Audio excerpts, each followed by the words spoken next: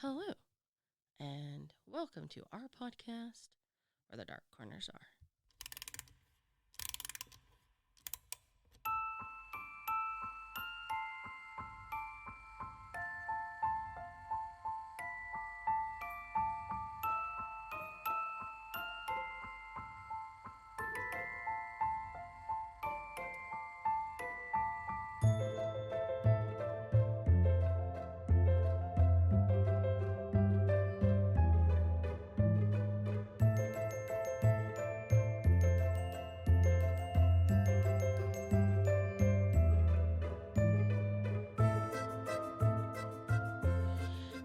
Hello. I am Dina, and I am your Dark Travels hostess. Tonight, we're going to close out our visit with Prague with a little help from Serial Killers with Sierra. Yeah.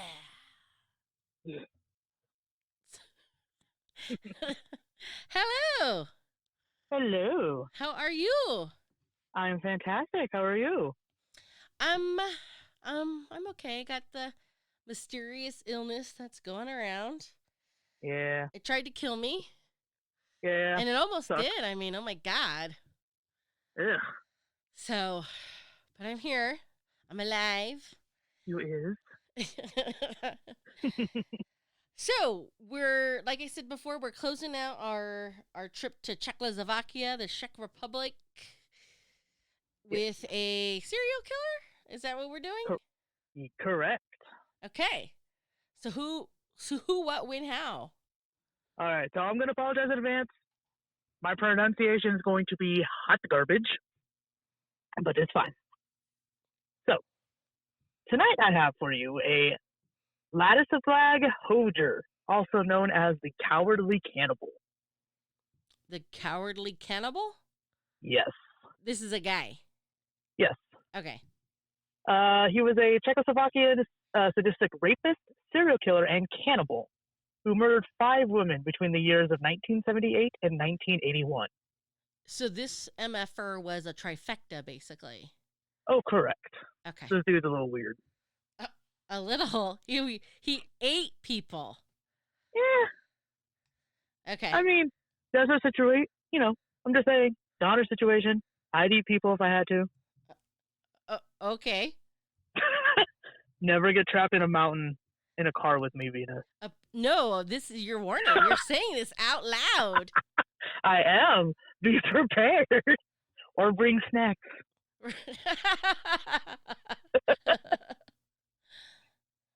All right. Hojer's father died of cancer when he was very young. His mother soon remarried, but she soon died of cancer as well. His inexperienced stepfather also moved away, leaving Hojer alone with his brother in an apartment in Motul. He was later tested and found to have an IQ of 88, which is below average. Shortly before his capture, he lived in an apartment by himself because his brother had taken up military service. He was arrested on February 11th, 1982, in connection with an investigation into the murder of Anna S., committed at the beginning of October 1981. During the subsequent investigation, he indicated the existence of other victims, gradually admitting to another 4 murders, 18 rapes, and an attempted murder. So he just straight gave that information up? Yeah, I mean, slowly, but yeah. Eventually confessed to everything. Well, and again, the guy had an IQ of 88, so... So does that make sense to anybody else? No. Do we think maybe the brother did it and he just took the blame? What I've researched, it definitely seems like he did it. The brother or him? Him. Okay. So we're going to start in with his first crime. He committed his first murder on December 1st, 1978, in Deccan, where he said that he knew the beauty of his country, but also liked to look for some women. He had been planning to visit Deakin since he was passing by on a bus on his way to Germany. He attacked an Eva R. on Elb's embankment after he left a cinema by knocking her down, dragging her into some bushes, and then strangling her. Hojer then proceeded to masturbate over the corpse. It turned out that on the day of Eva's murder, she had left her husband to visit the cinema, intending to later visit a lover of hers. But the man had forgotten about this last meeting and suspicion soon fell on both the husband and the lover. During the investigation, other lovers were found, including one who was wrongly accused of the killing. Like in several of the following cases, a man admitted to the murder strictly for attention. So somebody else confessed. Yeah, because they wanted the attention on them. Their 15 minutes of fame before they get executed. I don't know. I don't understand people. Well, I'll never understand people. Correct. Taking credit for somebody else's murders doesn't seem like a bright thing to do. Right, I'm like, even if I was like an attention seeker, which I'm not, but if I was, I wouldn't want to seek my attention by confessing to something that I didn't do, especially not a murder. So nobody realized she was missing. Is that correct? Well, they did find out she was missing eventually, but all the suspicion fell onto her husband and all of her many lovers. Oh, okay. And this was in 1981? Okay, you go, girl. Right? Shoot. Another woman was murdered on the morning of February 9th, 1980, on the night train R770 that was going from Prague to Deakin. This medical student sat on the train with her husband, a military officer. However, the husband got off near their final destination. Why didn't she get off? I don't know. They never said why. At that time, Hojer himself was in military service and was going to Deakin to visit a friend. He observed Ivana after she got off of the train, and as she walked out of a toilet cubicle, he walked behind the woman and strangled her using her own scarf.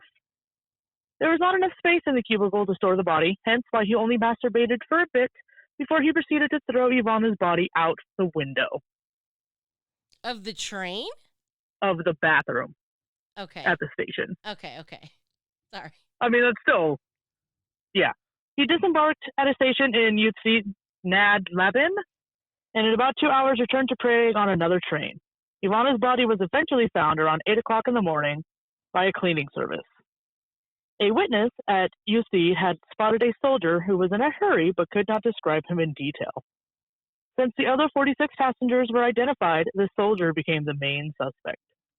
Hojer had an alibi, however, as his disappearance was not recorded on the day of the murder. The investigation was then accompanied by a number of coincidences. One of the suspects, a railroad worker, committed suicide. In his apartment, there were newspaper clippings about the case and an English-written medical book, although the man did not know English himself. He had also told colleagues that he hoped the authorities closed the investigation. Another suspected person was a distant relative of the victim who, although almost ignorant of the case, broke down while attending her funeral and also committed suicide. The lost plastic bag which had Ivana's clothes was never found. At the time, this was a highly mysterious case. I mean, that is kind of weird, like, all these suspects that they think might be tied to her murder just committed suicide. Right, and he's just kind of weaving in between all these suspects. Oh, absolutely.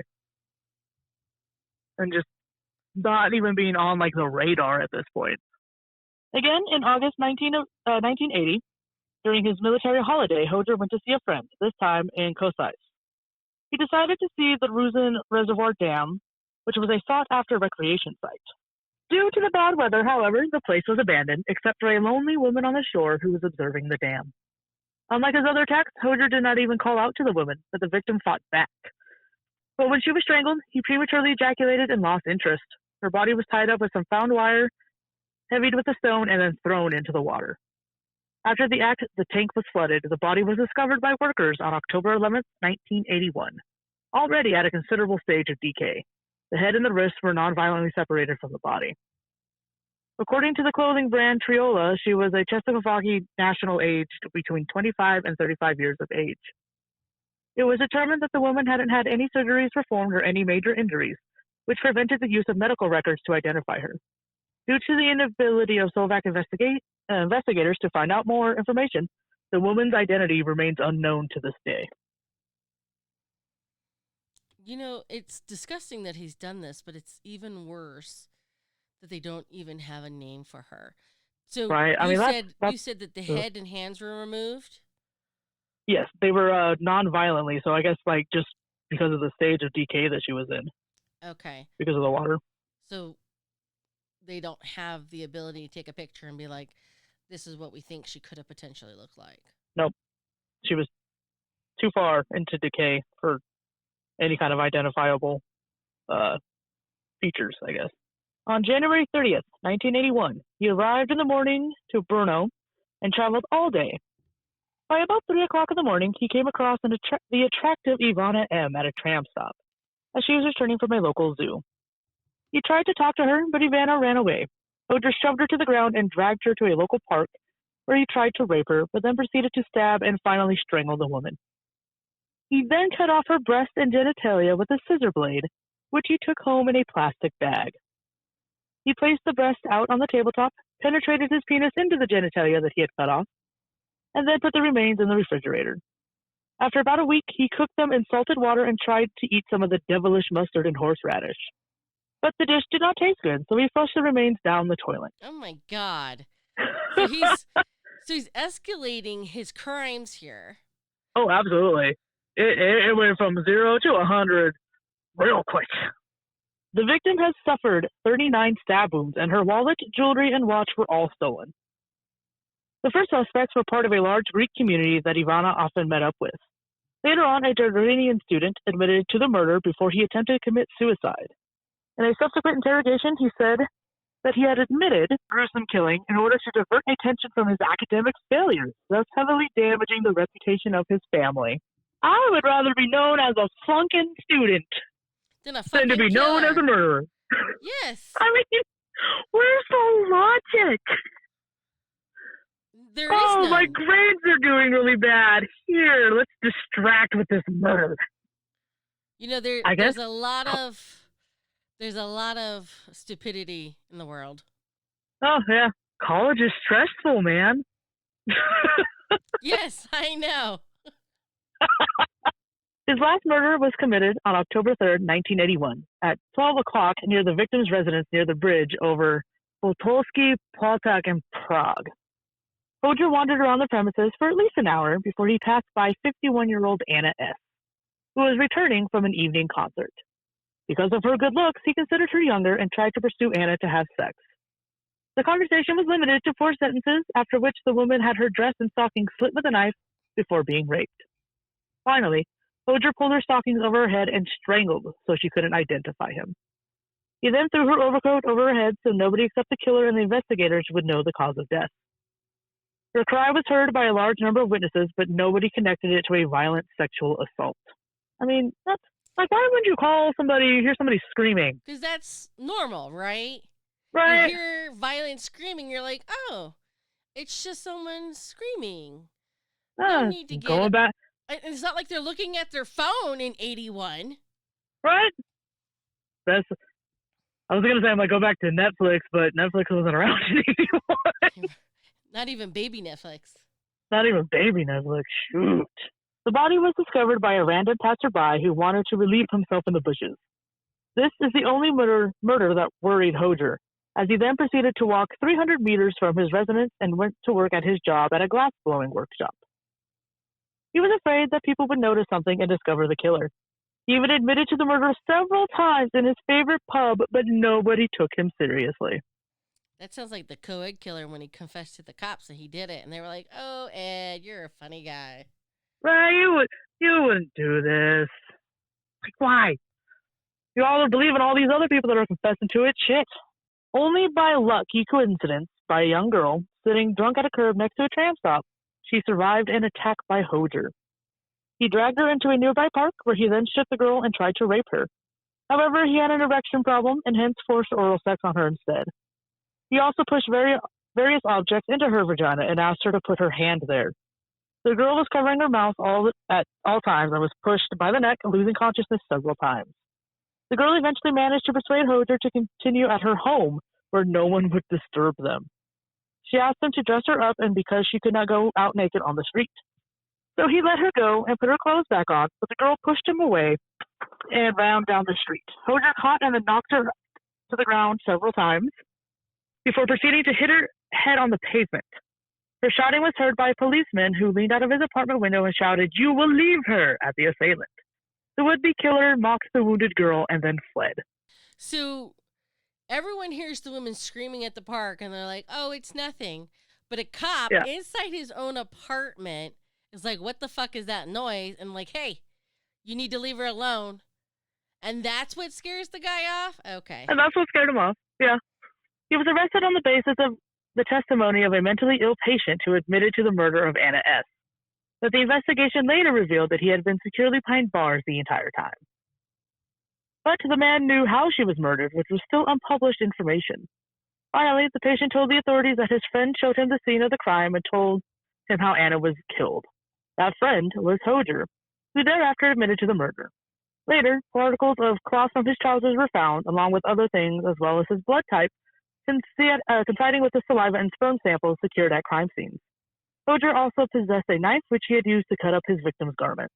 During 1982, he admitted to another murder, bringing the count to a total of 5. Criminologists believe he committed at least 2 other murders, but he did not admit to them. Hojer made the confession exclusively in writing because he was ashamed of some of his deeds and refused to speak with anyone. For what he had done, he was sentenced to death. He also withdrew his confession once. Although there was a possibility that he had committed other crimes, there was anxiety about confusing the investigators with false accusations, and so the investigation was closed. Hojer was executed on August 7, 1986, at the Pancrac prison. Before he was executed, he expressed his fear of death, and the execution was actually delayed twice due to the offender's illnesses. So yeah, so they eventually just executed the dude, which is, good. Right. How did they execute him? I could never find what it was. I don't know if it was like firing squad, hanging. Could never see anything. It just said that he was executed. Okay. I'm not familiar with Czech Republic's or me either. Their form of capital punishment. Yeah. Really, it's just good that he got executed because I'm pretty sure he would have just kept on going. Correct. And just killing more people. According to expert opinions in psychiatry, sexology, and psychology, he was a primitive psychopath, an amoral anabolic personality with schizoid features and aggressive tendencies. Criminal behavior was committed in an unattractive consciousness and deliberately made it more difficult to reveal. He was able to hinder and correct his repeated actions. His attitude towards murders was indicative of insensitivity and brutality, in the absence of at least the additional sympathy or conscience or regret. So, was he abused as a child? Did he learn this behavior? Did he see abuse towards his mom? It was never ever stated. It just stated that both of his parents had died early, and that he was taken care of by his older brother. But he left him to go into the military. Correct. And left him on his own. Okay. Maybe he had some pent-up anger issues for his mother leaving. It wouldn't surprise me. Especially his whole, he had a pretty messed up child. Losing both your parents. And then who knows how, good of a caretaker his brother was. Right. Again, did he witness violence towards women first? I don't know. Okay. And then the last little thing I have for you tonight, kind of interesting. Another distinctive feature of Hojer's personality was a very dark sense of humor. One day, for example, he offered criminalists in the car that if he was stopped by the 2 hitchhikers that were passing by, he would sniff and kill them so that they could have a quick case. His primitive way of expression was remarkable.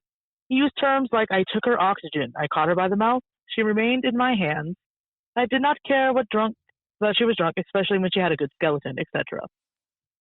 He said that his motto was, "When my tail stands, my brain stops."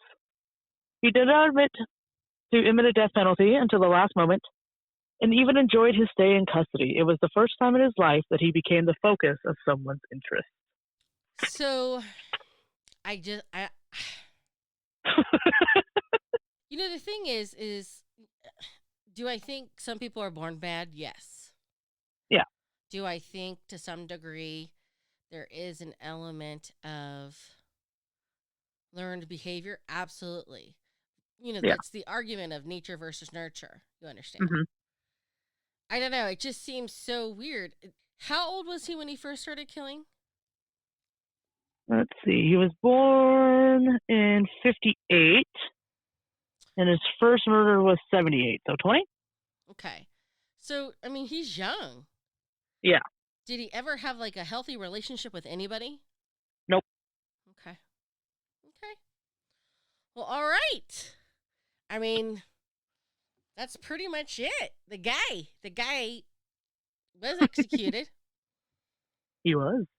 And, score 1 for capital punishment. Yeah. Absolutely. All right. So that is what we have for you tonight. On to business. Facebook, where the Dark Corners Are has a Facebook page. So if you like to see some creepy things, share some creepy things, go ahead and send us a request over to that Facebook page, and we'll put you in there. Well, I mean, that's the other thing. We do have one particular page that likes to share their page on our page on Mondays, which is fine. It is ghost related, paranormal ish related. So, but in the meantime, if you have a topic that you would like for us to cover, or a serial killer that you would like Sierra to cover, yes, send us an email at wherethedarkcornersare@gmail.com. Final thoughts, Sierra. This dude is weird. And I'm just I don't know, like the whole chopping off the genitals thing and then just eating it. Well, yeah. What did he do for a living? I mean, that's the part, and I think I've said this before. That's the part that always fucking kills me. He worked at a glass blowing. Okay. Because I don't have he was time. A glass blower. I don't have time to do anything. I don't have time to clean my house. I don't have time to do this. I don't have time to do that. But these fucking people are running around with all the time in the world. And getting able to murder on their time off. Yes. And there's no PTO in 81. Right. Or whenever this was. You just got to suck it up and do it before work or after work. Right. Or on your weekend. On my lunch break. My 15th. On my lunch break. All right. So until next time, please remember, only the few can find the beauty in the darkness, which is where we hope to meet you, where the dark corners are.